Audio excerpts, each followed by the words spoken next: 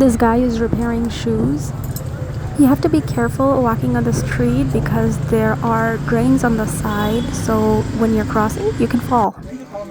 Here we're just walking around the streets of Mazar in Afghanistan, just chilling and seeing the areas.